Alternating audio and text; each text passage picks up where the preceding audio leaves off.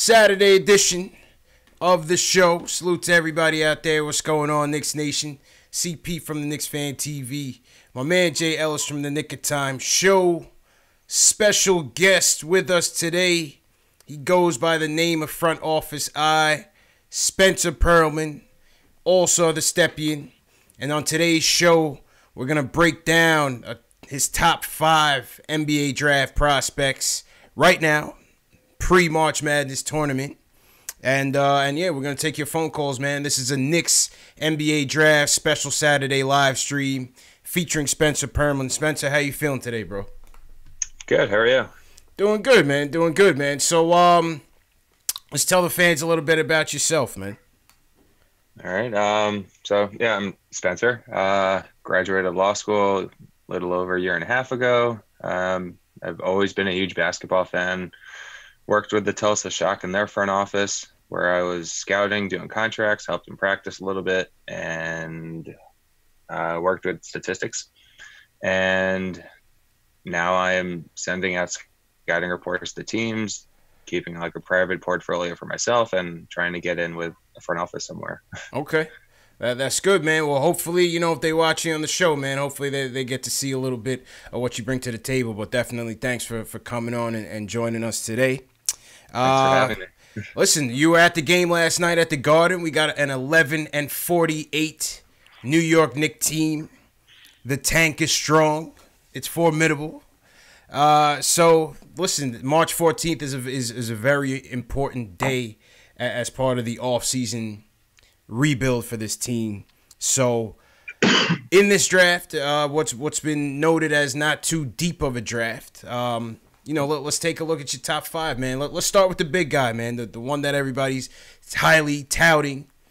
Just broke out of his sneakers earlier this week. Busted out of his Paul Georges. As Zion Williamson, man. What is your take on the Zion phenomenon, bro? He's a phenomenon. Like 6'6", he's not 285 anymore. He's been losing some weight. He's in the 270s now. He's unbelievable athlete. He's got ridiculous vertical spacing ability. He can pass, he can handle, he can finish. The jump shot, needs a little bit of work, but I think he's been shooting somewhere in the 30s from 3 since conference play started. His personality is awesome. Like, he is a guy you want in front of the big lights, and I think he'd do well in New York. Yeah, He's definitely a guy that I see looks like he can handle the spotlight, man. But on his jumper, where a lot of people like to knock him a few points. I mean, what is it that people are criticizing him for? Is it the shooting form? Is it just the low percentage? Or what about his jumper is the knock right now? It's both. He was never really a good shooter, even going back to his time in AAU. And I posted a few clips maybe 2 months ago or so of some of his AAU stuff and his off-the-dribble shooting ability, where it's actually better. But when you watch his form shooting, taking catch-and-shoot jump shots, his elbow is flaring and he's not squared up anywhere. Like, his elbow is going one way, his feet are going the other, and his body is fine. But the form needs work. I don't think he'll ever really be a good catch-and-shoot shooter. Maybe he'll get to 33, 34%, which serviceable, but the average in the NBA is 35 or 36. But I do think he's a better off the dribble jump shooter than he's shown, just because of what we've seen in the past and Coach K kind of limiting his role. I hear that. What I see in him, what I like even more so than just the way he dominates the game, is his defense, man. What's your take on his defense? Because I feel like he has a good defensive awareness out there. He has a good knack for the ball. What's your take on Zion from a defensive standpoint? Yeah, so on ball, I think he's great when he actually wants to get in the stance. He's a big guy. For him to be able to stay with smaller players, his technique has to be pretty on point, even with his ridiculous athleticism. But when he's not locked in, it's easier to take him off the dribble, and you'll see a couple of guys get by him. Then off ball, I think his positioning is actually pretty good. People think that he's just that guy who's going to go for steals and blocks, and he'll take a lot of risks. And more often than not, I think he'll get away with it just because his anticipation's great, and his IQ's great. But then there are other times where he's just not doing well at all, and like he'll get beat backdoor because he's going for a steal just where he shouldn't be. So I think his defense is definitely overlooked. I think that if you really want to make him into like a defensive player of the year candidate in the NBA, which I think he can get there, he has to be drafted and he has to be coached up and basically taught to, like, basically pick and choose when you go for the steal, when you go for the block, and things like that. Interesting, man. In terms of his fit, another area where I see people, I guess, confused about is, can he guard threes? Are threes going to be too quick for him at the NBA level? Are fours going to be too big for him at the NBA level? What do you think about that in terms of where he fits? I mean, in terms of weight, I think he's coming in at like the second heaviest player in the NBA behind Boban. Wow. That's crazy because Boban's like 7'3". Yeah, facts. Facts. That's crazy, man. But that's funny because isn't the allure that he is heavy and can do those kind of things? And if he's kind of a normal weight, he would just be like a small forward almost. Yeah, and my thing is, like, I think if he gets down to like 255-ish pounds, he'll still keep that same strength because he's not someone who plays smaller than his weight. If anything, he plays bigger than his 265 pound, 270 pound frame. So if he gets down to 255, I think he'll be able to guard fours. I think he'll be able to switch on to some smaller fives. And then threes, yes, but do you really want anyone like him chasing someone around the perimeter? Yeah. I'm not really sure if I'd want that if I were a coach. But switching on point guards, I think he'll be able to defend most point guards in isolation when he's in the stance. I wonder if it'd be quicker if you lose the weight too, because that's the scary part. Because you lose 30 pounds, the speed is going to go up. So I wonder. Mm-hmm. I wonder. Yeah. I mean, there's like another level that he can reach athletically. It's like, I mean, everyone's seen the photo of him blocking like DeAndre Hunter's jump shot. He was like 15 feet away, and then he ends up closing in. And then, all the photos of his head at the rim and above the rim. And I mean, he can get higher. And then in the short space athleticism, which is also like unheard of, he'll just be, half a second faster, which doesn't seem like it makes a big difference, but that's a huge difference in the NBA. Oh, yeah, definitely. Yeah, I like this kid's defense, man. I definitely like this kid's defense, even more so than his offense, man. Spencer, what's your take on the injury hype and the should he play, should he not play sort of deal? Or where are you on that? I think college athletes should either be paid or they should be allowed to use like their image in order to, either get sneaker deals or sell autographs or that kind of stuff. So from that standpoint, like, why would you risk tearing your ACL or spraining your MCL again, or doing something to your foot, which is obviously terrible for a big man? Like, if I were him, I'd really, really think about just sitting out because he's going to be the first overall pick if he doesn't play another second. Yeah. Selfishly, I want to see him play just because I don't really want to have to go, 8 months without watching him in a competitive atmosphere. Right. Yeah. But in terms of the injury, like, this is the first big injury he's ever had. As far as I know, like, I've done research, I've tried searching for anything. I think he might have had like knee tendonitis for like a week or so, which I know tendonitis is like a progressive thing and just gets worse, but it hasn't bothered him since then. Mm-hmm. And the MCL was like, this was a freak accident. Like, his shoe just exploded on him. Exploded. That's going to happen. Yeah. But I mean, just going back to the weight, if he gets down, to 255, 260, I think his career will probably stay at its peak a little bit longer just because it's less wear and tear in his joints.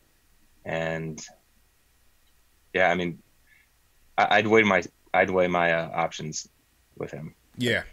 But overall, you think that the hype is real with Zion? You think he's going to be the real deal at the next level? Yeah, I think him and Luka are like the two next guys up. Yeah. Like, I was super high on Luka, and I'm super, super high on Zion also. Like, those guys they're going to be the next guys to take over the NBA. Who do you think was a better prospect? Next question. I haven't seen that, man. It's interesting, man. It's an interesting debate. Tough. Yeah. It's tough. Like, those guys are definitely like the two, like, clear tier one guys. Like, right. I'm comfortable building around either of them. They both have very different skill sets. You really can't go wrong either way. Yeah. Interesting, man. We got a lot of star power coming into the league, JLs, that's for sure. Yeah, man. Definitely a lot of star power coming into the league. Hopefully, like I said, May 14th. Let's hope for the best, man. Let's hope for the best. Please. Absolutely, man. Shout out to everybody in the chat on this Saturday morning. I think a couple people on my channel had some trouble getting into the show, but I think they're also on your channel, JL. So yeah, I've seen them. Yeah, so they're able to catch it. Welcome everybody to the show. Saturday edition NBA Draft Early Bird live stream. We're talking about Spencer's top 5 prospects as it stands right now. So we just got through Zion. Spencer, where you want to go next, man? Who's your number 2? The number 2 on your big board right Controversial. Yeah, I mean that's tough. Like you can really go any way. So the way I see it, you have one tier 1 guy, and then you just have a whole bunch of guys at tier 2. Yeah, that seems to be the sentiment from a lot of guys. It's Zion in a class by himself, and the rest. Yeah, like my tier 2 is trade down. Like I would trade down, try to pick up a couple assets, see what happens. Yeah, against your theory. Yeah, I think the value between you could get RJ at the second pick, you could get Cam the second pick, or you could trade down. Maybe you could get maybe Hunter falls to 8. And then you could pick up Hunter and then maybe get another guy in the mid-first round, or maybe you could do what Dallas did and pick up. I mean, you're probably not going to get a protected top 5 pick in next year's draft just because next year's draft is better than this year's draft. But I mean, I don't know. We can go whichever way you guys want. Yeah. I mean, there's a little knocks on those guys, with Cam and RJ specifically, because they seem like they're not really high defensive guys and not really a high percentage shooting either. So I don't know, like maybe it could be worth getting somebody who might not be as the upside not be as high, but they might be a sure bet in the NBA as like a role player or just a good player. Yeah. Instead of a bust. Yeah. Like I love Hunter. Like Hunter I think is going to be a great defender. I think he's going to be a good offensive player. I actually think Cam is a great defender. His shooting is super inconsistent, and that's an issue. Like his form, if you actually watch his form the next couple of games, you'll see sometimes his elbow's down here, other times it's like super pointy, and it's just he doesn't look comfortable when he shoots. Cam Reddish. Yeah, let's talk about Cam, because I feel like, especially on our show, I feel like a lot of people in the chat aren't too high on him. No, number one thing I hear from people a lot is that he's getting overshadowed by R.J. Barrett and Zion. How do you see that with Cam, Spencer? It's interesting, and on the one hand, I think he kind of is, just because you have RJ/Zion as the 1 and 1A guys, and then you have Trey Jones as the next guy up. I love Trey Jones, man. That dude's a ball hawk, man. He's a ball hawk. Yeah. And then Cam just kind of like floats around in the back on offense, and he's more often than not the 4th option. So I don't really think him playing with Duke is like the best for his progression, because his biggest knock coming into college was he floats in and out of games. He's not that aggressive, like that kind of stuff. Yeah. So him kind of taking the back seat to 2 or 3 other guys is something I wasn't a huge fan of.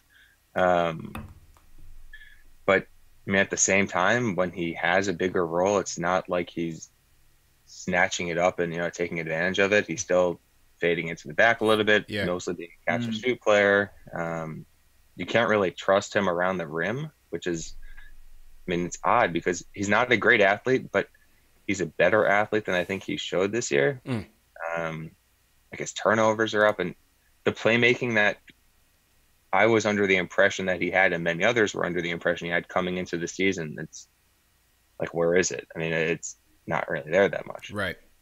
Which is why I was kind of confused when I saw early reports of people slotting him in at the 1. I didn't really see that. But then some of the ways you categorize him, it's kind of the Knox comparisons are almost similar, JLs. Yep, exactly what I was thinking. Yeah. I think he's more talented. So I actually said in the podcast I did with Macri, the first podcast I did, I think, and I said that Cam might be the most talented overall in terms of him being able to pass, being able to shoot, being able to defend. but his mindset is not that of Zion or even RJ. Like if Cam had RJ's mindset, that would be a very scary player. Right. But mindset is a scary thing to me, man. This is why I was scared of Knox when he came to the Knicks, man, because I don't know how. I feel like mindset might be hard to change. Yeah, I'm 100% with you. Yeah. So that scares me. Even with Knox being here. I mean, Knox is here. God bless him. I hope everything turns out right and that coaches inspire him. It worries me a little. Yeah. It's interesting, man, because as you point to his strengths, Spencer, in being a good on and off ball defender and his length, obviously that's something that Fizdale likes, and obviously that's something that could give us a lot of flexibility. But the motor issue, the mental issue, could give you reason to pause. Yeah, and then his mid-range jump shot is nice. Like last game, I think they ran him off 2 or 3 pin downs and he hit them. It's just when he's trying to put the ball down and attack the rim, he's either turning it over or he's just not finishing. Like he's finishing I think 48 or 49% of the shots at the rim this year, which is bad. He's below 40% maybe from 2 this year. Those are not only red flags, those are like blood red flags. Like that's not good. Yeah. That's interesting, man. Yeah, I saw the Florida State game. I thought that's probably his best one of the season so far. Yeah. He went off. Yeah, he went off. But as you said, even the Carolina game, once Zion went out, a lot of people were looking at Cam and even to a certain extent RJ to kind of step up a little bit. But overall bad game by the Blue Devils there. Yeah, that wasn't fun. Yeah, man. So speaking of RJ, let's go to RJ next, man. What's your take on RJ Barrett? I feel like he's another one that's the opinions on him are quite polarizing, not just with Knicks fans, but just overall college basketball fans and what he can really be, man. Go ahead, people are calling him the second coming of Tim Hardaway Jr. Yeah, I've seen Tim Hardaway. I've seen Kobe. I've seen the spectrum, Spencer. I've seen it, man. I've seen T-Mac. Somebody said T-Mac. I was talking to one of my friends a few days ago, and he actually brought up Dion Waiters, which was a comparison I hadn't heard before. And in terms of strengths and weaknesses, it's interesting to think about. But the way I see it, RJ has the Kobe mindset without the Kobe skill set, which is why his efficiency is low. It's why he's taking on 3 guys at the rim instead of kicking it to the strong side corner where someone's open. But if you want an engine for an inefficient offense, and something should be said for that because not many people have that ability, I do think RJ can do that. I think he'll get his 25 points on 53% true shooting, kind of like what Melo did, and not really provide much else, which is kind of unfortunate because he's skilled. He can pass, he can defend when he wants to. The shot is definitely a giant question mark, but if he's drafted somewhere where he's given the reins day one, that I don't think that's going to turn out very well. But if he goes to, there's really no chance he ends up in San Antonio. But San Antonio is probably the one place I'd love to see him, just because, Popovich and his ability to really get every ounce out of every player and play to their strengths. Kind of like how he has DeRozan playing right now. Yeah, exactly. Yeah, and I've heard that comparison also. But DeRozan was a better jump shooter coming out of college, and his form was much more translatable. He was able to pull up quickly from the mid range, and he definitely wasn't the passer that RJ is now. RJ is probably, he's far ahead of where DeRozan was as a rookie. And basically DeRozan right now, he's definitely improved as a passer, but if RJ can have that upward trend that DeRozan has, he can be a very, very good passer in the NBA. But does he want to be the very good passer? Yeah. He likes shooting. He likes shooting a lot. I said, yeah, especially I see him forcing a lot, especially the Carolina game. Just watching the Carolina game a lot, he does make a lot of forced shots. But then there's other times like the NC State game where he flashes some ability, man. So I guess it just depends on what he wants to be on a given game. Yeah, the NC State game, that was the triple-double game, right? Triple-double game, yeah.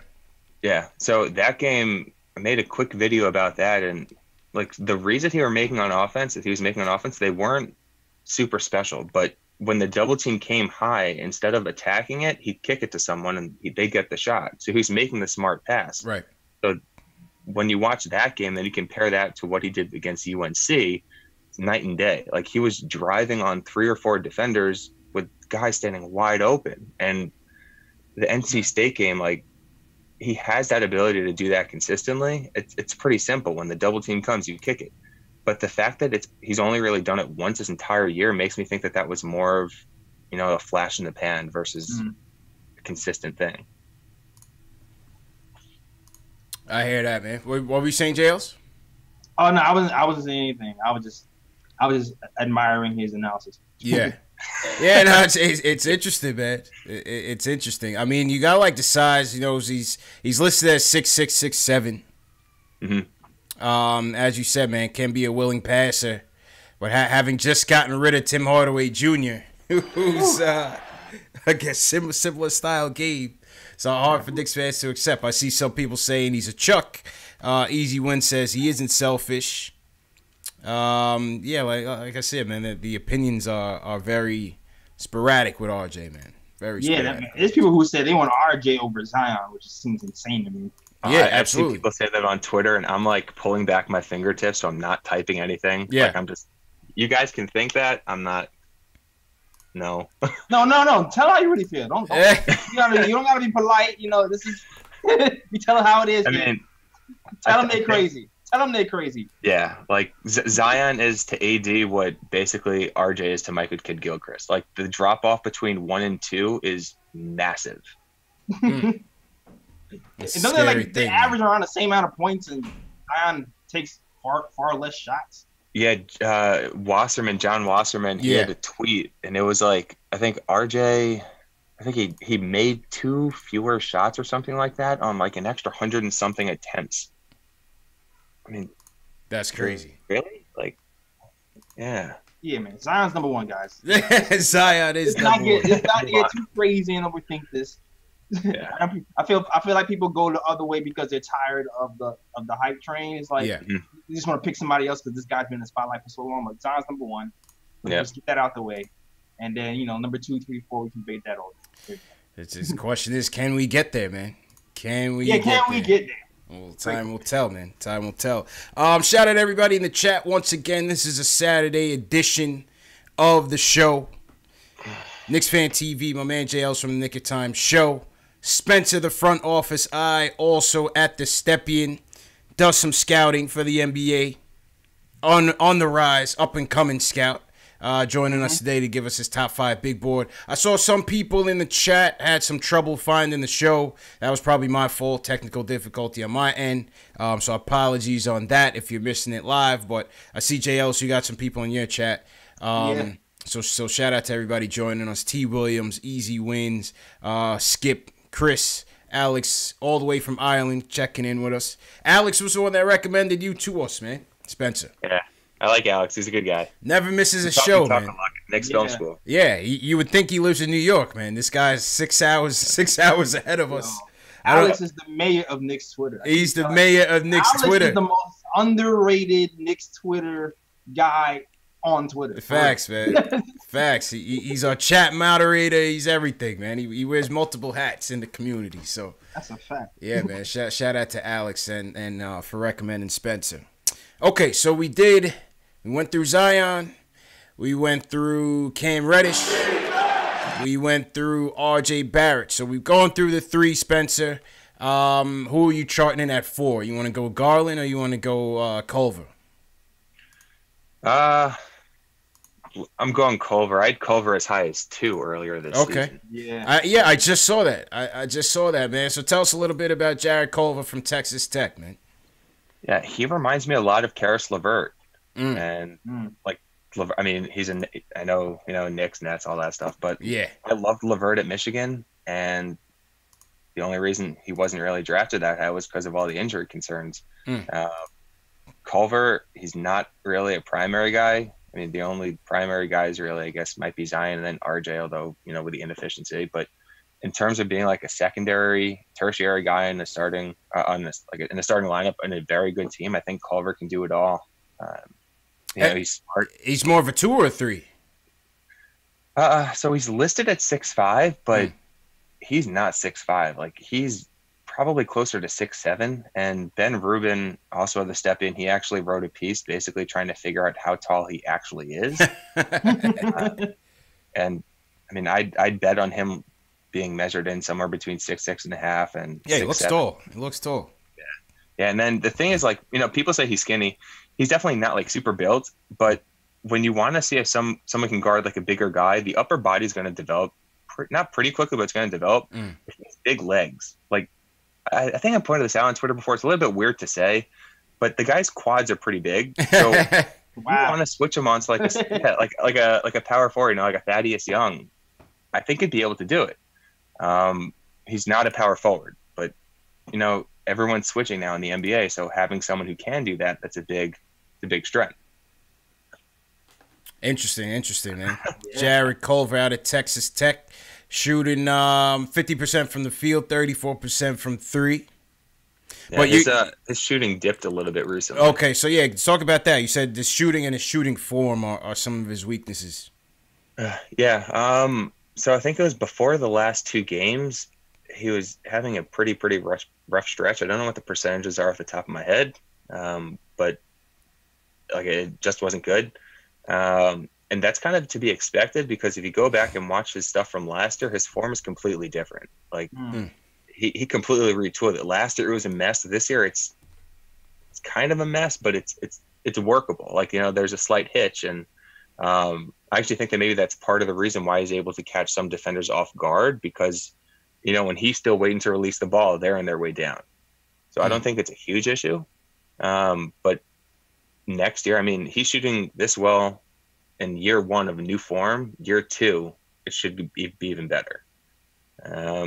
So I guess that's in the shooting and the form, but I'll buy it. Like, I'll buy stock in the form. I'll buy stock in his shooting ability going forward. Yeah. That's interesting, man. So you think you see him as more of a number 3 option on an average team, number 1 on the Knicks? Yeah, like I think he could probably be a number 2, but like even at Texas Tech, he's the number 1, but he's not like the guy creating everything. It's more of like the offense creating the looks, and then he's taking advantage of it. He's hitting guys out of the post, mid post, stuff like that. But I think he'd be a perfect 3rd option. I think he'd be a perfect, obviously, 4th option because then he's going down a little bit more. I think he could be a good 2nd option, just not on a championship level team. Right. But you know, if the Knicks get KD and Kyrie or KD and who else, if you want someone who's just going to slot in, he'd slot in. He could be a good slotting guy. Yeah. Okay. Interesting, man. Dan Wynn in the chat says he likes Culver's motor potential. He likes his motor. Let's see what else people in the chat say. Easy Win says Jared Culver, nice player. Hope we don't fall that low. He doesn't think we will fall that low this year. I mean, it's crazy. Like the first year the Knicks are actually tanking, you have a 50% chance if you get the worst record to end up 5th. Which is why the tank needs to commence and commence strongly. I'd rather just pick 5th than 7th. That's all I'm saying. Yeah. You know what I'm saying? Jake Bartosek in the chat says he's going to be at Texas Tech versus Kansas today at 7. He says he says he goes to Tech. He saw him in the student union building. He's definitely 6'7" at least.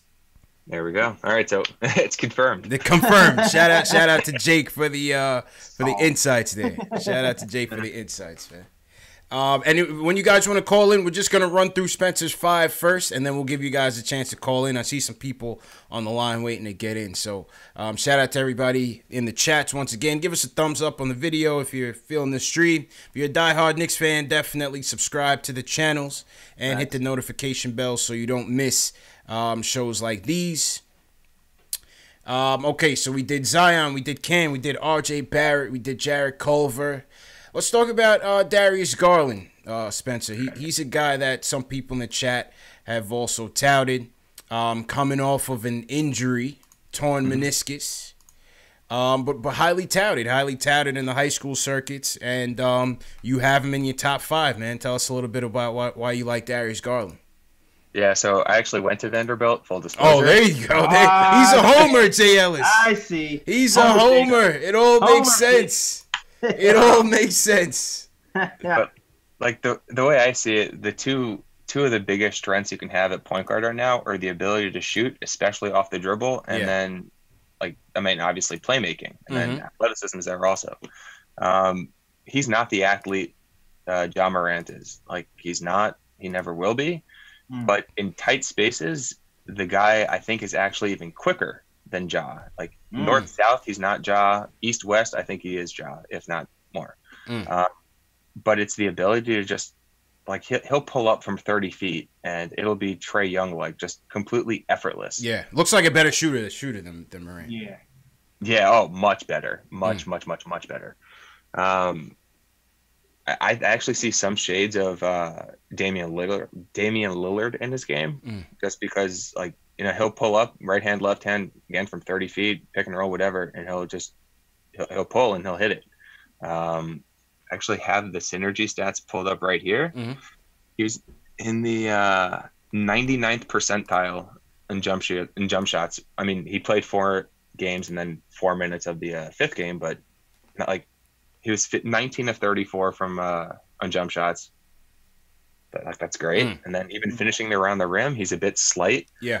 But he's super comfortable with either hand. Like, he'll reach around with his left hand. He'll use every possible inch of his wingspan just to get the edge. And he's got a very soft touch. His playmaking, like, he's not Chris Paul, but I think he's a better playmaker than Lillard. He's not, Ja Morant's playmaker, but you got to leverage. You got to figure out, with the jump shot, you can take maybe a little bit slightly worse playmaker, because if anything, in the NBA where there's more spacing, they'll have to get out further. Yeah. And with his quickness, he can create looks off the dribble, just because guys have to respect the shot. So what you're saying is, because a lot of people have Ja Morant number 2 in their minds. So what you're saying is you have him over Ja strictly because the jump shot is just that much further along. Yeah, I think the jumper is basically what sets apart good players from great players. And Garland's one of the best college shooters I've seen. I mean, Ja's not. And people say, Ja's got a good free throw shooting percentage. He's like 81, 82% or something like that. He went 21 for 21 one game, and he's in the 30s from 3. But the form, I don't think, is translatable. And, he's got – it's not even like he just has one elbow shooting out. Like, both of the elbows are out, and that's not good for the ability to just pull up on a dime and shoot off the dribble. And again, Garland can do that now. So I think he'll be able to leverage that shooting ability to create looks at the rim for himself and then to create easy looks for other guys. Whereas it's harder to do that when you're just an athlete and you have the passing ability. So you think, because you don't hear too much about Garland, unless maybe, you're in your line of work where, you guys are studying these guys. But do you think it's maybe because of the injury why he's not being as highly touted as Morant right now? Yeah. Yeah, I mean, if he had been healthy this season, I think he would have been easily the number one point guard, number one point guard in the draft. But, I mean, he's hurt. So. Yeah. Out of sight, out of mind. And then, when they have the interviews and stuff like that near the combine, the guy's super personable. Like, he's a fun guy. He's apparently a really hard worker, so I think he'll ace the interviews. Will he be the first point guard? I mean, if I'm a GM, I'm taking him first if I need that point guard. But I'm not a GM yet. He's on the way, man. He's on the way. And he throws in his fellow alum in the top 5 jails. Yeah. I forgot. Take it how you want it. Take it how you want it. I forgot Spencer went to Vanderbilt, man. I forgot he went to Vanderbilt. Let's see what the chat has to say about Darius Garland. What do you guys think in the chat about Darius Garland? Leave us a comment or leave us a comment in the chat. Let's see. Sirac says Vanderbilt's court is ugly. What do you think about that, Spencer? Were you happy with the court when you were a student there? I actually played there. I was going to try to walk on my senior year. Okay. Injury, so I didn't. But I was able to play there with a few of my friends, and I like the court. It's different because most times you have the team sitting on the bench in the sideline, right? But they're in the baseline. Oh, okay. Yeah, like when you're watching games, it takes some time to get used to, I guess. Yeah, Mm. absolutely. It's definitely not like a high end arena. But Yeah. Hey, I mean, man, that's something for you, man. It's all good. So wait, you tried to walk on? Wait, you skipping something really important. You tried to walk on? yeah, yeah, but I had a really, really bad back injury, basically. Oh man. You said back? Yeah, a week Oh, before, dang. I basically couldn't walk. Damn. So, yeah, timing was kind of bad. And the team wasn't that good senior year, Yeah. like my senior year. Mhm. Oh, so you could have been a man. Oh, okay. So, yeah, I mean, I was just, No. I could have been drafted. It could have been you and ISO Luke. You and ISO Luke played the inside-outside game with Luke Cornett, man. Yep. I heard. You Yeah. know? Oh, team's bad. I can shine. How was Luke at school, man? He actually got there. So he started his freshman year the year after I left. Okay. Um, All right. But like I watched all their games basically over the next 3-4 years, and I was talking to one of my friends yesterday, actually at the Knick game, who also was at Vanderbilt, and he's like, he never saw this coming. Like he thought maybe he'd be in the league for 1 year or 2 years max. Yeah. Like his shooting is so much better. Like he was slow. His shot was pretty inconsistent, and he's not a starting player now, but as a third string center, I'd love him as a second string center. I could work with it. Yeah. I agree with that. I'd say third or second. So you think he's got staying power with the Knicks and within the league? Yeah. I mean, he's long and he can shoot. Yep. Block shots, shoots threes. You can stay here. Yeah, man. Yeah, Luke had some good games for us this year, man. I like him. He had Yeah. some good games against us, man. What else? Let's see what else people are saying in the chat. Dan Wynn says Garland has a smooth shooting motion. He says he looks nice. He's a fan. Yeah. Cedric Calder, he's questioning Garland over Ja. That's all right. I've heard it all. I've heard people say that. I'm okay taking the the road less traveled by that. Yeah, and that's what I told people when I was hyping up the show. I said, your top 5 is not who they think it is, man, because you got Ja Morant outside of your top 5, man. Yeah. Yep. 24 points, 10 dimes, 2 steals for Ja Morant. Yeah. Yeah, this kid looks like a beast, man. I don't know, man.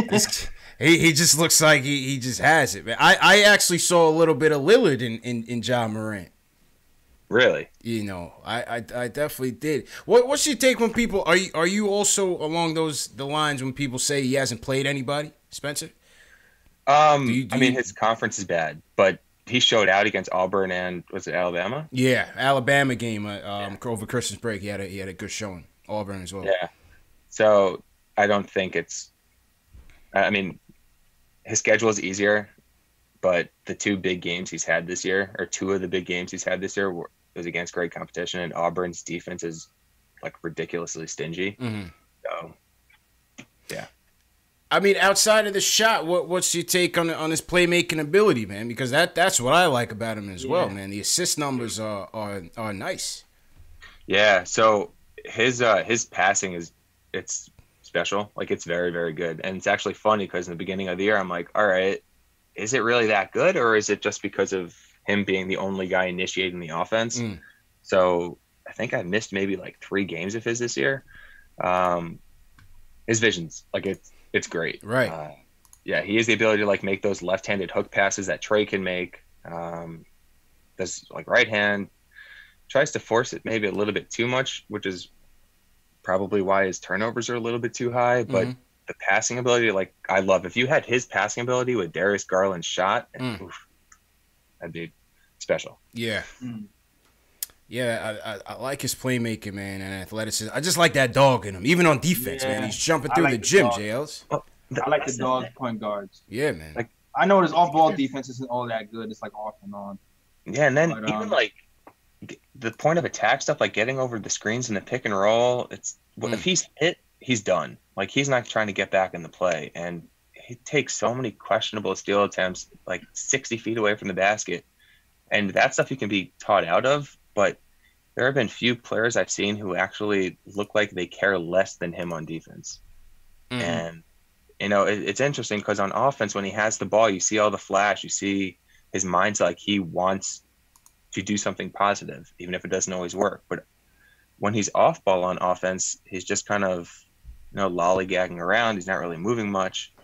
Yeah, Jaws, he's interesting. Like even next year's point guard crop, I'd take pretty much all of them over him.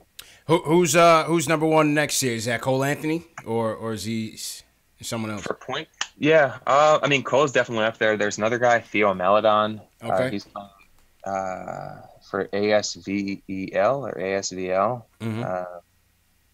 There's another one, Killian Hayes.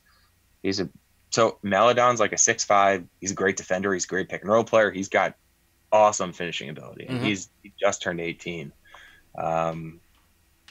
Killian Hayes is more of like that smooth, play it, slow down pace, but he can pick you apart. Passing, he can shoot a little bit, but that still needs a little bit of work. And then obviously Cole Anthony, everyone from New York knows. Yeah, of course. And everyone in the country knows who Cole Anthony is. Right. And then Anthony Edwards, who reclassified, and now he's playing at Georgia next year. He's not a point guard, but he's like a primary option on offense. He's that lead guard. I like Edwards a lot too. Okay. Back to Morant. Another thing I see people, knock him on is his size. What do you think about that in terms of his frame and height? Yeah, I don't think it's that good. Like, I don't think he's ever going to be that. Like, he's not going to be Russell Westbrook. He's not going to be Chris Paul. Like, Chris Paul is a little chunkier more than he is, like, muscly, I guess. Mm-hmm. But I mean, he's 175 now, I think. 175, yeah, 6'3", 175. Yeah, so I mean, I can see him getting to like 185. I wouldn't really want to go much above that. I don't really think there's a need to, because even if he gets to like 200 pounds, it's going to reduce some of his athleticism probably, and he's not going to be a switch guy anyway. So I think it'd be kind of pointless to get like that big. But yeah, going back, his frame's not great. It's not the worst thing in the world, but I don't think it's that good. Okay. All right. What about Bol? Okay, Bol. I know that's your guy. Oh boy. Yeah, no. Listen, these guys in the chat, I just think guys like that, man, he's already down with a bad injury, man. With a bad, what is it, a foot injury, a knee injury? Yeah, it's a foot injury. I don't trust it, man. We already got Mitch. We got to take care of Mitch, man. We got to treat Mitch like a baby, man. You got to tread lightly. KP was down with the nagging foot injuries. So you're not down for Bobo the Black Unicorn? Is that what I don't know, man. I just wouldn't want to take the chance. Where you at with Bull, Spencer? I'd probably have him outside of like my top 8 or 9, but after that, I mean, after what, the injury?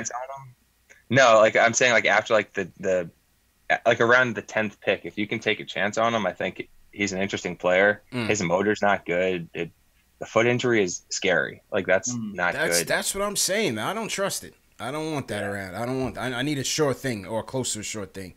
Yeah. I mean, if he hits, he's really going to hit. I was talking with another one of my friends. I'm like, Bol is either going to be a huge stud, like he will be a unicorn, or he's going to fade out of the league, and like there is no real in between. It's just too extreme. It's interesting, man. Interesting. Michael Parker sends us a super chat. Salute to Michael Parker. He says KD had a foot injury too. People forget. No, I definitely didn't forget, because that was a bad injury too. That fifth. I think he needed a skin graft on that foot, man. So that's another thing. And with that, he's taking his injury and his championships to New York, JLs. Hey, after he wins his third one, he can come here and get the bag at Yeah, come to New York, bring a friend. Come to New York and bring a friend, man. I see people in the chat have questions for Spencer. Dave, if you want, send them the link to the Google form, and we'll get to those Q&As after we get to the phone calls as well. I don't want to miss anything in the chat, but I saw some people had questions for Spencer as well. So Dave, if you could send them the link, we'll pull that up for the end of the show. Real quick before we close out on the point guard, Spencer. So you were at the game last night and you were talking about DSJ. In terms of the draft strategy, I'm always with the best player available sort of deal. If we get to 3 or 4 slot come May 14th, and you have Morant and Garland there, not knowing what the free agency holds and still having Dennis Smith Jr. there, you think they should pull it regardless? In most drafts, I'm a fan of just the pick the best player, just because you can usually tell who it is. But after Zion, you can make an argument for, 6, 7, 8 different guys. Yeah. So I guess unless if they really buy into Garland or Morant, then you should definitely pull the trigger and you should draft him. And I do think there's some sort of a market for Dennis Smith Jr., even with, the defensive concerns and the inconsistent shot. The Knicks they're in an interesting place, I guess, just because they have no true number one guy. It's not like they're trying to win now. It's the accumulation of assets and trying to get lucky in free agency. Right. And we're in an asset building phase, JL. So what do you think about that? If the point guard is sitting there on the 3-4 slot or even the 5 slot, do you go there if he's the best player available, or do you try to address another need area, JLs? What do you think? Man, I've been going back and forth this all the time, but I'm like, yo, Kyrie's coming, might as well get him anyway. See, this is why I wish free agency was before the draft. It only makes sense, man. Yeah. It only makes sense. Free agency needs to come before the draft so that we know for sure, like, okay, Kyrie's not coming. Let's address, whatever it is we need to address. Because then we got trade chips. Then you got trade chips. I wish that we'd do that, man. But what do you guys think about that in the chat, man? If the point guard is available and we're looking at the 3 to 5 range, still having DSJ, and you have a guy like a Morant or Garland up there, what do you guys do? Let us know in the chat. Leave a comment in the chat. So, I want to say one quick thing. Yeah. So someone asked about Sekou. Yeah. I don't think, last year people were talking about him as the next Giannis. He's not. Mike Schmitz actually put out a piece earlier this week, and he said he's more of like an Alfred Camino guy, which I've been saying since last year. I spoke with Mike Schmitz on the phone a couple months ago and actually said that that's what I'm thinking. He's like, yeah, I think the people are kind of like blowing it out of proportion a little bit. So I don't think Sekou is really someone you take it like 1, 2, 3, 4, 5. And I like Aminu. He's a good 5th starter, but I don't really think you should try to pick a 5th starter if the ceiling, the realistic ceiling isn't that high. I agree with that, and we're gonna get to your next tier players. Let's go to the phones. Will from LI wants to talk about how Zion should keep playing despite the injury. Will, what's going on, bro? Yo, what's going on? CP, JL, Spencer, how you doing? Good, man. How you feeling, bro? I'm doing all right. Listen, man, I was watching the Duke versus Carolina game, and I saw what happened to Zion, and obviously we're going for the number 1 pick, and we don't know what's going to happen. But ultimately, going back to what I said before about professionalism and how the NBA is nowadays, I'm just like, listen, the kid signed a contract. He's with Duke, until he's officially going for the draft, he is, in a sense, he belongs to Duke, so he should play. And it also shows that he has a love for the game. And if he does keep playing, I think that shows a characteristic about him that he doesn't care about the money. Well, he cares about the money, but that's not all he cares about. Right. But he has a love for basketball, and that even makes him even higher on my list.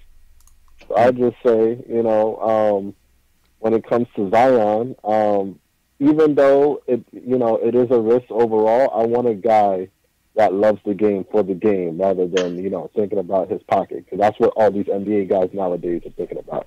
I ain't liking that. I'm all for player empowerment, but the way they are nowadays is out of control. So I just want to get your opinion on that. Absolutely. I just want to get your opinion on that. All right. Appreciate the call, Will. Where are you at on this, JLs? If he should play, should he not play? What do you think about it? Man, I like playing basketball. I haven't played in a minute, and I'm itching. So I can imagine if you have something to play for, like a championship or something like that. for a player, that would have to kill. That would have to kill me personally, and a guy who wants to win something and be meaningful. Like, if you're a competitor, you're gonna want to play. Yeah. Like that's just is what it is. I wish these guys actually got paid something though, because it's not really fair. There has to be some sort of system to get these guys paid, man. There got to be some sort of system to get these guys paid. You know. Luckily enough for Zion, I believe he has a $8 million insurance policy if he drops out of the lottery, Spencer. Yeah, I think it's if he's picked. It's either 14 or 16. Yeah, or 15. Oof. Yeah, but still, like, you know, if he drops out of the lottery, that's still less money he's making per year. Right. You know, the qualifying offer and all that stuff is going to be lower. Yeah. Yeah. Yeah, it's an interesting debate, man. OG Trill in the chat said he should do what Mitch did. Or just pull out. money, Mitch. He told Texas Western, maybe Texas Western didn't cut a big enough check. Buddy Mitch was like, listen, man, I'll be home. I'll be home, but good luck to you guys, man. You know what I mean? But yeah, you know, like Spencer said, selfishly, I'd love to see him in the tournament. I'd like to see him run the table in the tournament. Obviously, it will make the tournament much better. But listen, the guy got to do what's best for him and his family, man. I'm not completely mad. Yeah, I'll be a little upset because for my own selfish reasons. I want to see some ball. Right. I have a feeling he's gonna play. Yeah. He just seems like he has that type of vibe to me, man. I think he's gonna finish it out. I think he'll finish the deal. Can we get him some new sneakers though? Can we do that? Oh man. Should play in LeBrons. That's what they were saying, because like they're built for someone his size. Yeah, I think Swin Cash or somebody was saying that. Yeah. Give him some LeBrons. Yeah, Swin Cash did say that. Yep. Give him some LeBrons. It only makes sense. My guy is a legit monster. This guy is busting through shoes. That's what Alex said. He's squeezing basketball. Yeah, the fact that they're deflating live on camera. It's he's not human. This isn't an alien. We need to give him some alien wear. Crazy, you know, man. And are these the same shoes that Paul George is wearing in an MVP type season? Yeah. I don't know. But Paul George is tearing up the league right now, man. Paul George is back. The game winner last night against who they play, Utah? Yeah. Just like a teardrop over Rudy Gobert. Paul George is hell of a tear. Beast, man. Beast, man. Yeah. Good for them. Good for them. I hope they give Golden State a run for their money at least. Oh yeah, I'll be hyped if Thunder won something. Yeah, at least make it challenging. Nowhere. Yeah, make it challenging, man. Get KD pissed off where he hates Draymond. Let's see another huddle, a fight in the huddle, and Draymond's hogging the ball. Yeah, you know what? If that happens, then I can see him staying with Golden State. Never mind, I don't want that. I don't know, man. I don't know what's going to be the extra motivation to get him here and clean up this mess. But we'll see what happens, man. We'll see what happens. I appreciate the call, Will. Let's go to Jersey. Jamal from Jersey wants to talk about the RJ Zion debate. Jamal, what's going on, bro? What's up, fellas? How y'all doing? Good. How you doing, bro? All right. Real quick, going off what the last caller said, everybody who don't want Zion to sit out is a millionaire already. Krzyzewski, the university, pretty much everybody except him. Mm-hmm. So I really don't agree with that premise. I think he should do what's best for him. You know, people don't know his family situation. He could have people in his family with ailments. Like, you just don't know. You can't really judge it based off what we want. Yeah. Everybody that don't want him to play is millionaires already. Simple as that. As far as the debate, I think it is a debate with him and RJ Barrett. My only concern with Zion is injury history. He's 18 years old. He weighs 285. The shoe incident is an example of the force and stuff he exerts and puts on his joints. He's going to go from doing that 30-something games to 82 games. He can easily get injured in a pro and miss 20, 30 games, half a season. What is he going to do? He's going to stop eating? If he's at 285 at 18, what will he weigh at 25? And he's going to keep growing, man. Right. His style of play is physical, force. He has a motor. I mean, the kid is an animal, but injury concern for him and that type of player is a real issue, especially like around second contract time. That's my concern with Zion. Is not what he does on the floor. His jump shot is extremely slow, so it's questions on if he's going to be able to get that off in a pro. He does a wind up, so I think for his first few years it's going to be pure athleticism, and I think it's a legit concern with can he hold up in his joints and stuff. The kid is, we haven't seen nothing like him. Yeah. Okay, that's fair. Spencer, what do you think about that, man? Yeah, I agree that, I mean, the weight and his style, there's some reason for concern, but he doesn't have an injury history. Like the MCL, the sprain. I think he was more so saying injury risk. I think he meant to say injury risk. Yeah. Yeah, I mean, every player has an injury risk, and yes, there's going to be maybe a bigger chance with him just because he's a more athletic guy. But, I mean, he's not going to play at 285. Like most guys, in fact, pretty well on the bet that every player who goes from college to the NBA, they get in better shape. You know, they have nutritionists, they have like certified trainers who make it their living with Zion, who's going to make basketball his full-time living, to just perfect everything about him. Yeah. So I mean, go ahead, Jazz. Saying that Knicks, that Fizz comes from that Heat background. They're gonna have everybody in shape and have like a fitness check. They had a fitness test before they even played this season. Yeah. So I would have to imagine if that ever happened with the Knicks, yeah, they're gonna put him through the ring and make sure he's at his lowest weight possible. So. Yeah, like I actually think his playing weight's gonna be like around 260, and LeBron's 6'8", 260. They're different type of athletes. I think. Actually, in some respects, Zion's closer to a Derrick Rose type of athlete, so there's higher risk for an ACL injury or something like that. But like he is built like a rock. Yeah, solid, man. Yeah, I mean, I wouldn't be too worried about that. Yeah, that's just my opinion, though.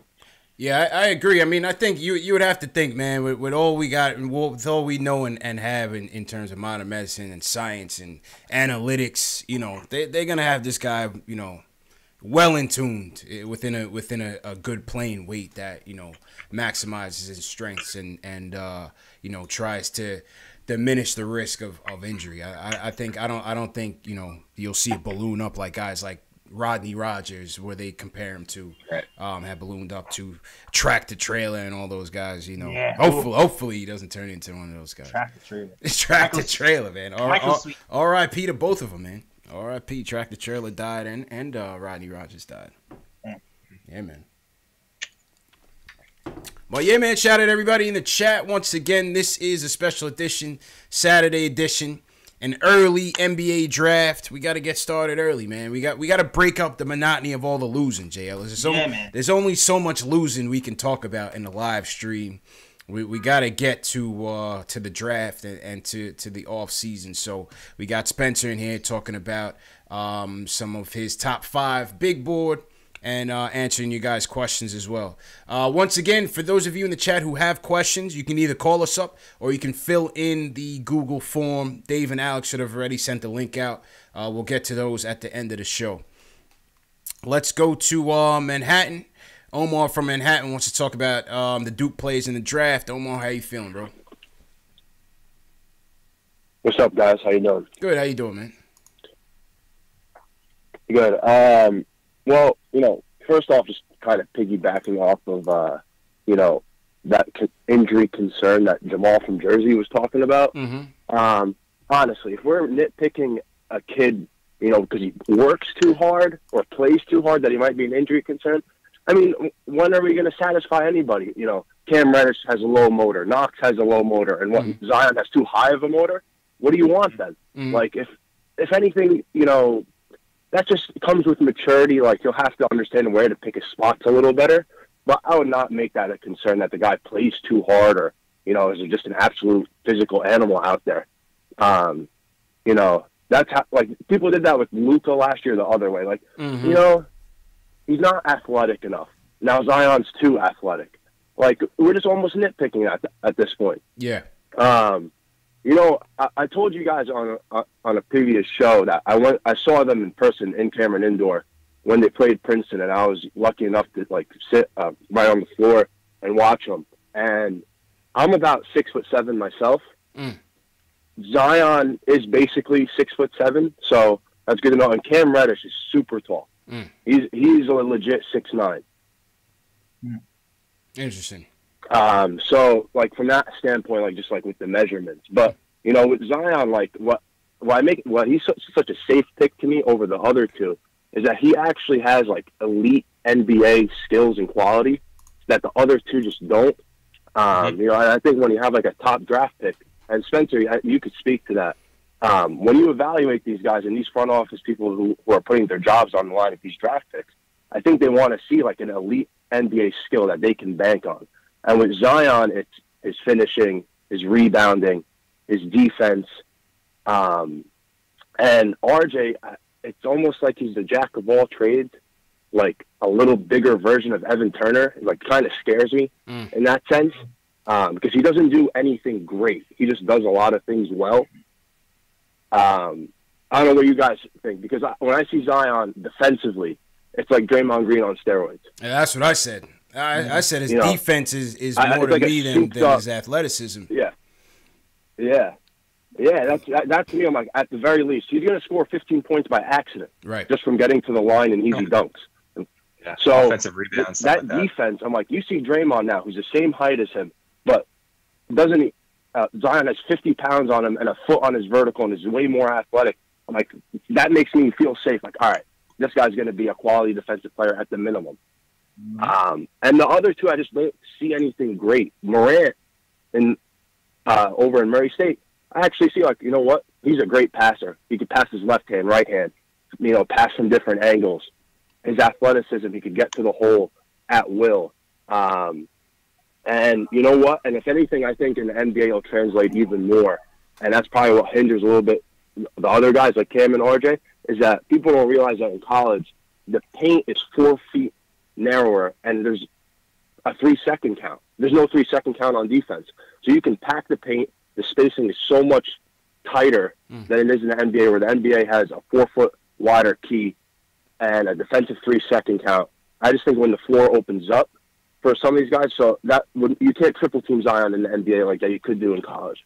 So he will have his way getting into the paint.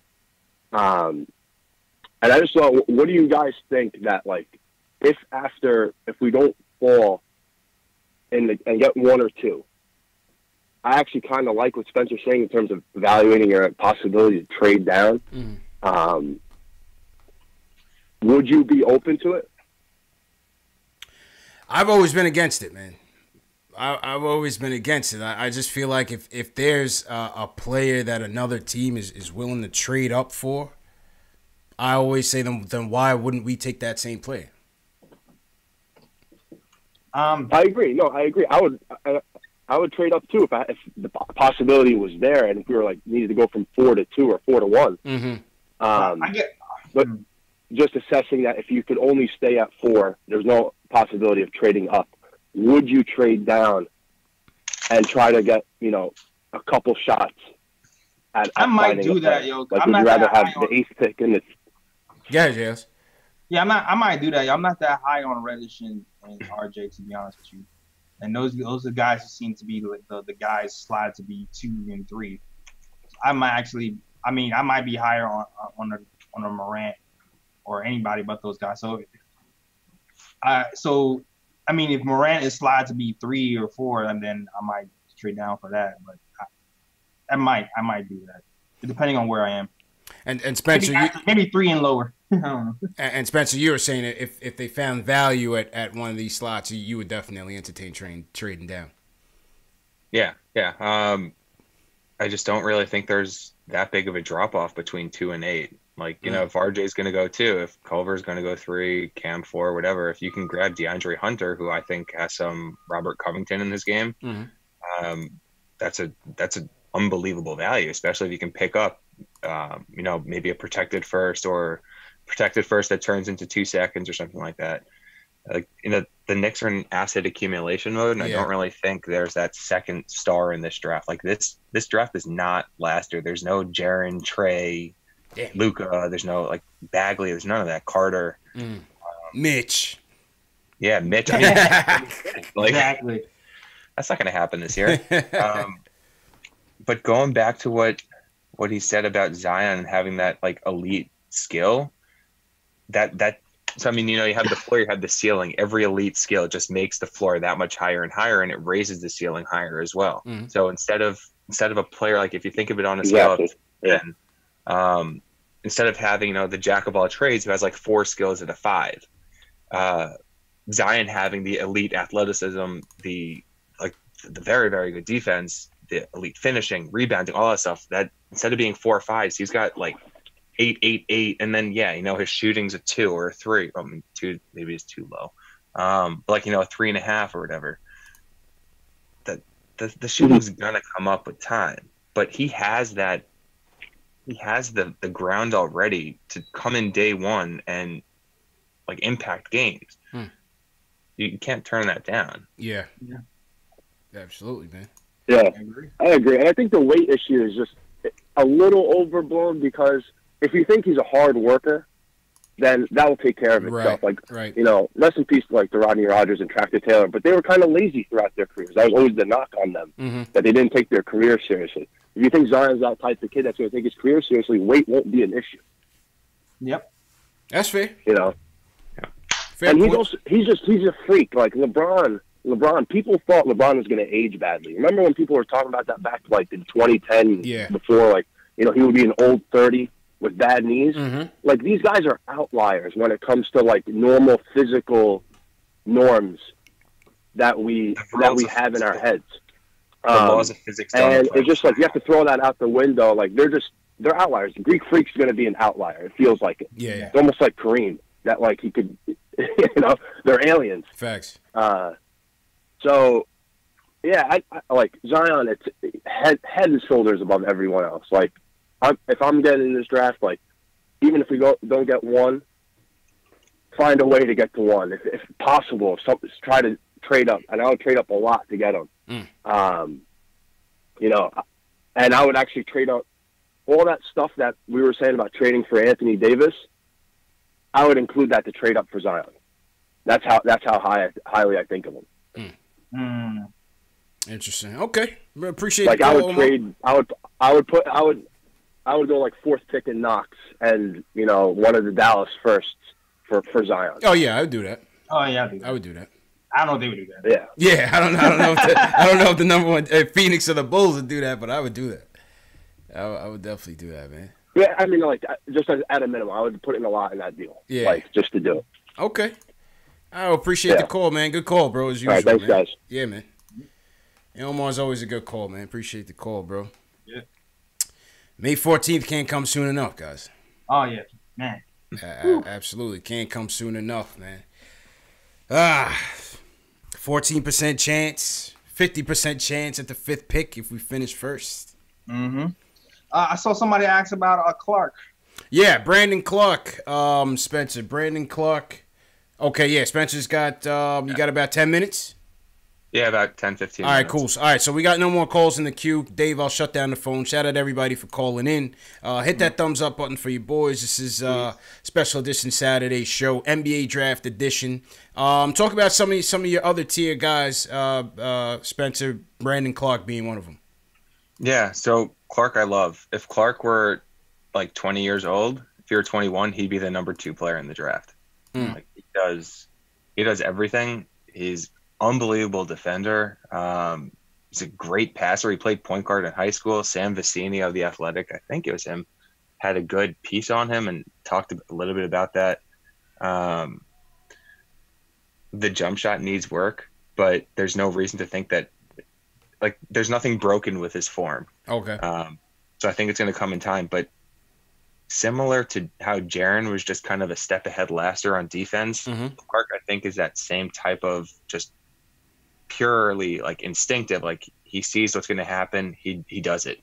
But it's like the passing ability also, and he's a good finisher. He's active on the glass.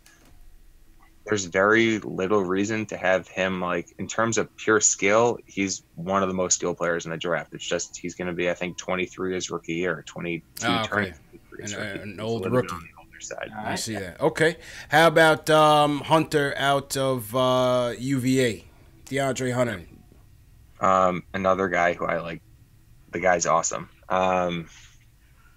He's very, very, very smart on defense also, same thing, but he takes no risks. So if you look at his steals and blocks, they're, for someone 6'8", 235, they're on the lower end. But he's the type of player, like, he doesn't gamble. He'd rather take his chances just defending anyone one-on-one because he believes in his defensive ability. And watching him play for Virginia, he has that ability. So it's not like there's any projection involved. Like, he'll guard anyone from Luke May. That was probably his best post defense I've seen this season from him. He guarded Kobe White, Cam Johnson, Luke May, and Kenny Williams. I think it's a shooting guard. He guarded like literally every position on the court that game, and he does it all very, very well. But he doesn't take risks. So I've seen people get a little bit down on him that he's not really using his length, and he doesn't get in the passing lanes that much. But like he's another plug and play guy. He will defend the best perimeter option, and he'll do very well at it. Okay. And I just saw somebody said he dropped 26 today on Louisville. Seems like guys were impressed. So we'll take a look at some of the highlights later on. But yeah, that's DeAndre Hunter out of UVA. So to recap, Spencer gave us his top 5 as it stands right now, pre-March Madness, NBA draft prospects. We had Zion number 1. Cam was number 2. Or no, who was your number 2? It was 2's Garland, Culver. It's like all of them. Yeah. Oh, well, because you lumped them into like a second tier, basically. So it's basically Zion and the rest. And the rest being R.J. Barrett, Darius Garland, Jarrett Culver, Cam Reddish. And outside looking in is Ja Morant. Morant. Let's take a couple quick flash questions. Somebody in the chat asked, Ernesto asked, what about centers? Do you see any centers being taken in the top 6? I guess Brandon Clark could kind of be a center. He's more of a small ball center, but like not really. Okay. No. Yeah. I don't think it's a particularly high ceiling. And Jackson Hayes maybe. Okay. Out of Texas, 6'11", like he's long. He's another, like, he's a pretty quick learner. Very limited offensive game. He's not a great passer, but he shows some flashes.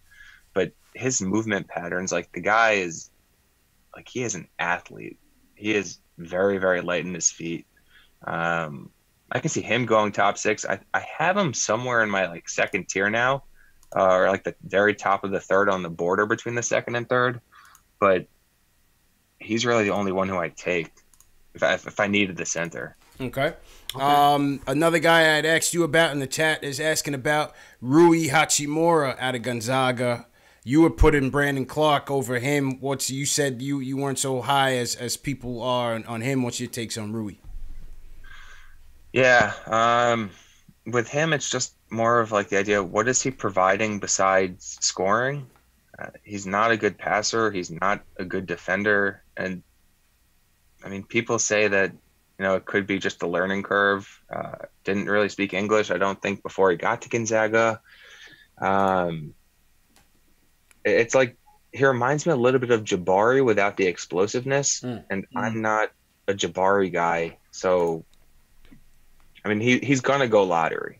I'd bet Rui goes lottery. I just don't think it's going to pay off in the end because, like, one-dimensional players who offer literally nothing or very, very little elsewhere, they don't really have a place anymore in the NBA.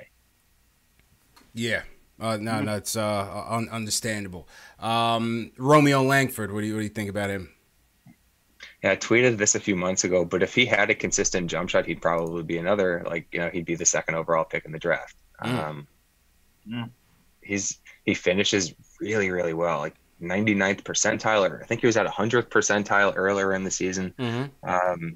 He can pass, even though Indiana's not using him as a playmaker. He's good in the pick and roll. But the jump shot is a major question mark, and he has like, it's not like the elbow is bad. It's his wrist. Like he really cocks back his wrist. So that like I've never seen that before. I like Romeo though. I wish he had a better jump shot, and then I wish he paid attention more to his man off ball because, like schematically, he's good. He'll rotate pretty well. It's just the jump shot. All right. Last one. Who's your sleeper in this draft, and how do we get him? That question is from Keith Sinclair in the draft. Who's your sleeper, and how do you get him? I mean, Alex says Boris Simonic. Like I love him. He's the guy. Is that the Porzingis? Is that the bootleg Porzingis you were telling me about? Yeah, he's the guy who wrote my piece on for the Stepien. Like I wrote the big board and then I wrote the piece on Simonic, but he's very skilled. He's 7 feet tall. He's a hyper athlete. Like I mean, he's a fluid athlete. Much more athletic than KP is, both laterally and vertically. Just it's the same thing with him. His mentality is more along the lines of like, I'm going to hang out on the perimeter. He's not really demanding the ball. He's not a post-up guy, which I understand. His role with Red Star is strictly as a floor spacer. So I think there's definitely some room to unlock more of his game because I think he has a little bit of a handle. But I mean, you can never have enough guys who can space the floor, who can defend the rim a little bit. He can switch, and he's young. I mean, he's probably going to go, if he enters the draft, somewhere in like the mid to late second, because I think he's still under contracts for one more year with Red Star. But I like Simonic. All right, definitely obtainable, and we'll pull up some highlights throughout the year on him as well. JL's last one, Spencer. What'd you say? Do you trade or do we have a second? We have a late second, right? I don't know if we have a Houston's. Do we have a second round pick? That's a good question. We'll look into that one. Good question. How about Shamori Pons for the locals out here, Spencer? Let's close with Shamori Pons. What's your take on him? Yeah, he's another guy. Like I had him in around that Trey Jones, Kobe White, Jordan Poole tier. He's a hell of a shooter, a hell of a scorer. The shot I still think is a little bit streakier. I'd want it to be, and he's another guy who you could just, it's like a Lou Williams. If you want someone to just go in and run the entire offense through and just put up points, he'll do that. Have some shot selection concerns, but watching St. John's with him on the court and then without him on the court, you completely understand why he does what he does. Like his role is to be the engine. The guy, not, like St. John's kind of screwed. Yeah. But I like Pons. He's fun. I mean, he got like pretty crapped on by Duke when they played, but expected. Pons is a good player. And Trey Jones is a good player, man. Trey Jones is a good player, man. All right, yo, this was a great session, man, and I think if you're able to come back, Spencer, I think at maybe a post lottery show when we actually know where we're at, where it all stands, I think that will be in order. So you could give us your definitive lists in the first and second round if we have that second round pick, man. But I definitely appreciate you joining us, educating the fans on some of the guys we need to look out for. Obviously, as we near the tournament, these guys will be more and more prevalent on the national stage as well, man. So customary on the show, Spencer, to close out, I'm going to throw the camera on you. Just tell the people where they can find you at and on Twitter and promote your website, everything, man. Yeah, so I'm at Front Office I, just spell that out, it's one word, and I'm writing for the Stepien, and they're at just thestepien.com, and I'm putting out a whole bunch of videos. Like usually I tend to slow down a little bit over the weekend because that's my, like I just kind of binge watch games, but during the week I'm putting out 1, 2, 3, 4 videos a day on a couple of guys who I like. Yeah, I mean, give me a follow on Twitter. I'm active. Sounds good, man. Thanks again, Spencer. All right, JL, it's up to you, man. Yeah, you already know the drill. In my description, you see all the links. You can follow me on Twitter, Instagram, and Facebook. Twitter, The KOT Show. Instagram, The the Nick of Time Show. Also on Facebook. Also, check out the podcast with me and the crew. I know we took a break, coming back on Tuesday. So check the link in the description for that. It's on SoundCloud, iTunes, Spotify, YouTube, all that stuff. And yeah, also the merch. I got merch coming. The Fizdale. I mean, I know some of the merch got wiped out because everybody got traded, but the Fizdale, the Fizz hoodie is still popping. You know what I'm saying? People still love the Fizz stuff. So you can do that. You can do Knocks. Actually got the Knocks on today. There you go. Show them the drip. All right. Yeah, show them the drip. Yeah, link in the description for my merch as well. And that is it. Back to you, CP. Appreciate it, Jay Ellis, and appreciate you, Spencer. And yo, man, thanks to everybody for tuning in. This was a special Saturday edition. It's time to talk draft. You just heard Spencer break down his strengths and weaknesses for some of these guys, some of these top prospects, man. So once again, we thank Spencer for providing us with that education. If you guys enjoyed this show, give us a thumbs up. That's the best way to promote this show. Subscribe to the channel. Give us a thumbs up. Share this show with your fellow Knicks fan. Let them know it's draft time, and we got to dig into it. The show is available in audio format. Spotify, iTunes, Google Play, Alexa, Stitcher. So for those of you that need to listen to it in audio format, you have that option available as well. Replay of this show will start at about 5 p.m. Eastern time and replay throughout the night. And yeah, that's it, man. Great show, fellas, once again. Sunday night we'll be back. Knicks versus Spurs. Keith Sinclair, appreciate it. Tyon Reed, Ace Bezel, Natty Solo. JL, who you got in your chat? Yeah, Rich Jim, HB Mac, Charles Lasseter, Matt B, Young Simba. Young Simba. And State of New York, Nick Spot. He was here last night and he's here today. Hey, man. Yeah, man. We got the regulars in here, man. Yeah, the regulars in here. Yeah, man. All right, people. So we'll see you tomorrow night, 10:30 Eastern, Knicks versus Spurs. Let's keep the tank rolling. And, yeah, man.